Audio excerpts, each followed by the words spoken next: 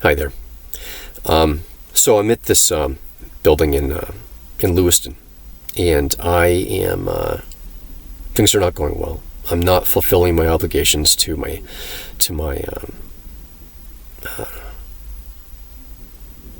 client. I am in very bad health, and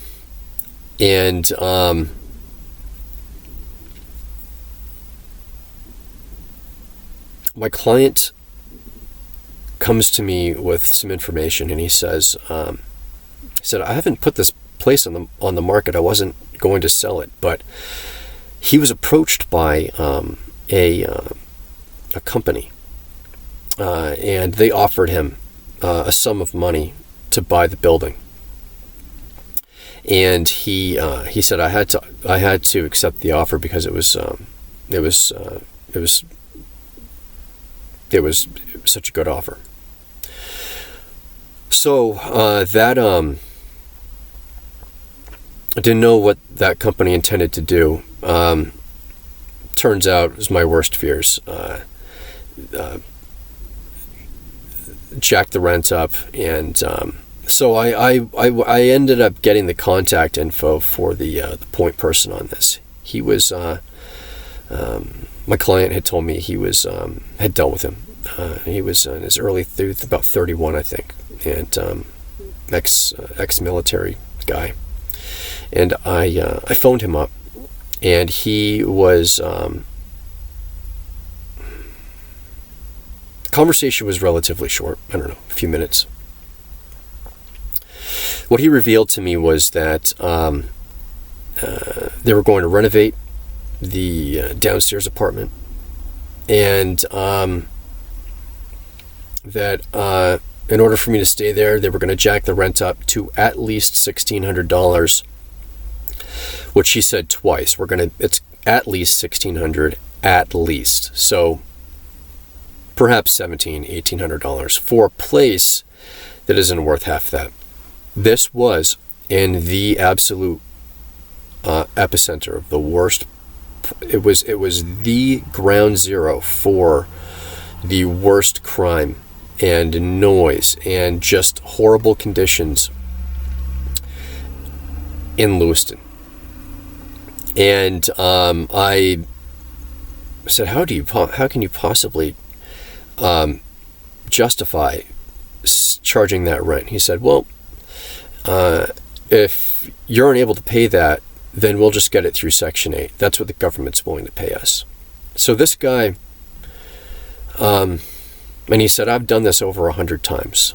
That's a kid. He sounded like a kid. He sounded like he was lacking some emotional maturity there. And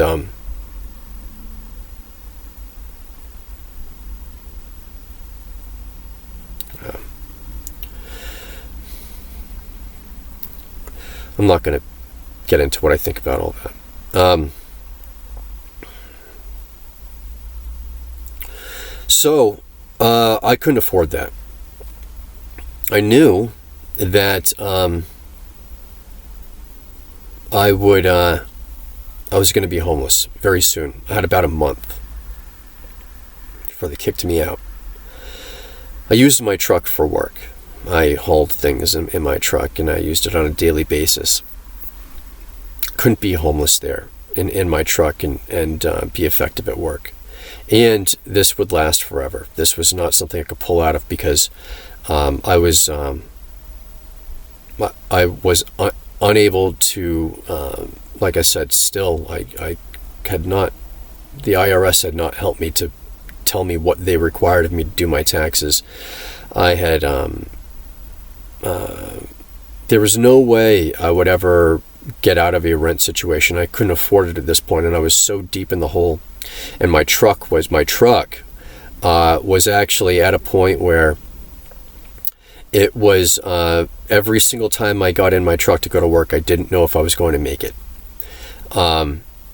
And of all the things I needed to spend money on, that was just one more thing. And to get my truck to a stable reliable operational status would have required at least $10,000. There's no. This was the end. It was. I'm sure people are going to say, "Oh, there's always some way out." I was at the end.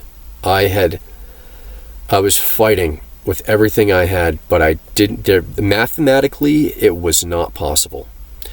And I couldn't live in my truck and do my work over there. It wasn't possible. So I had to quit my job.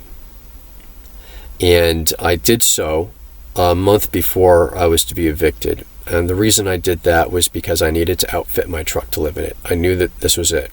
And I needed to, there were things that I needed. There were preparations that needed to be made for survival. Winter was coming.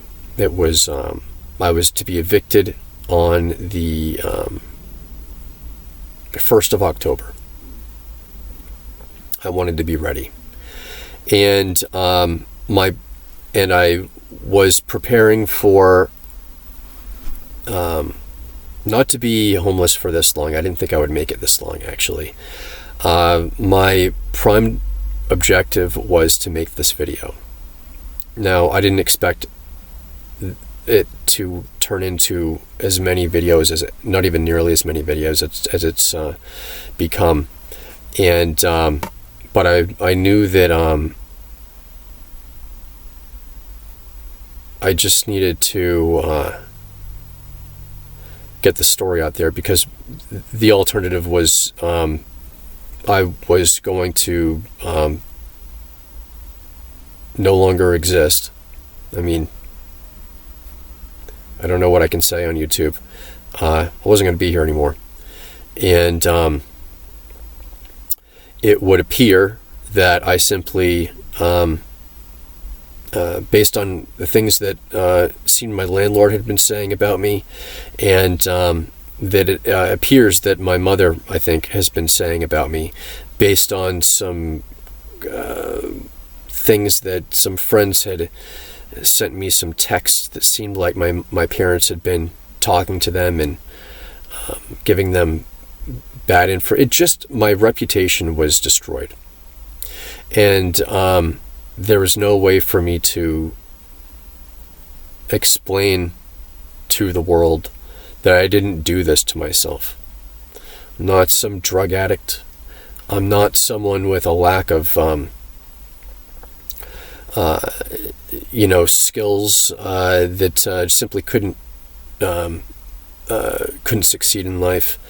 I gave it my all, and but there were too many external forces that were applying pressure to me, and some of them causing me a lot of damage, and I lost that battle, and so I have to get the story out, and that's what this is all about.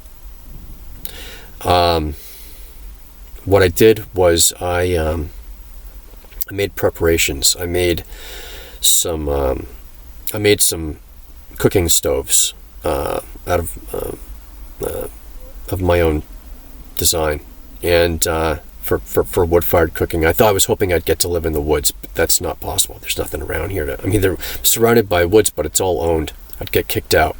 That's why I'm in this parking lot. I realized that I would be condemned to this parking lot, and I hate it here.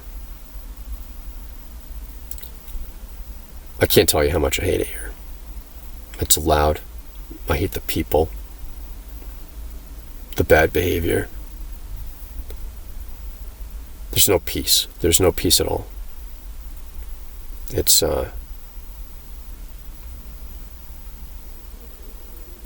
even in the moments that you get some quiet, it's always just a matter of time before that's ruined. It's impossible to think, and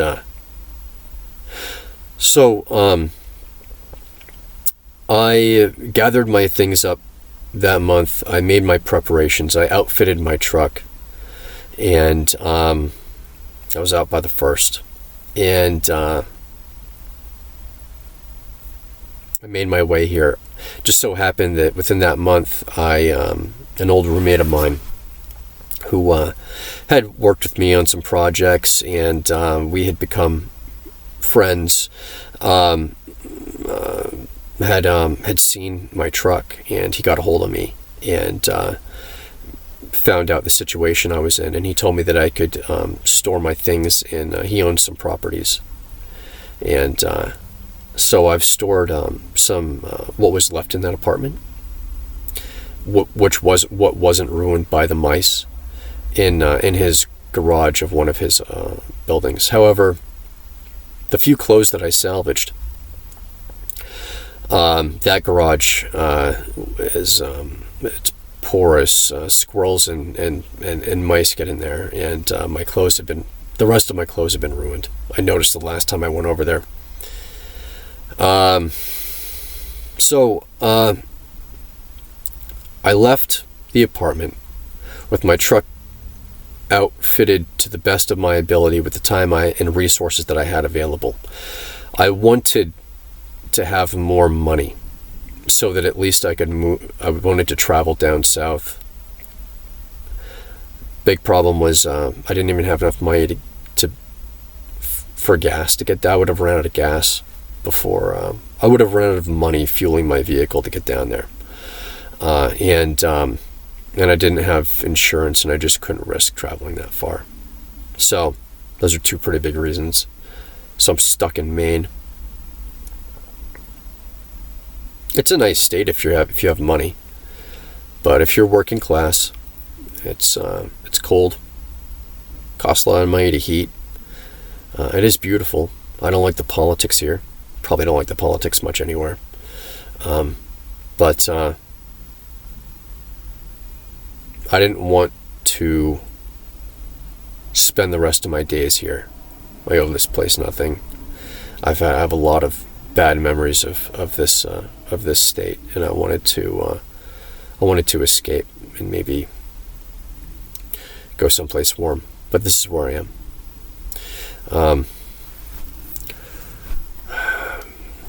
I'll make a video or two more, and that'll probably be it. So hopefully I'll see you in those videos.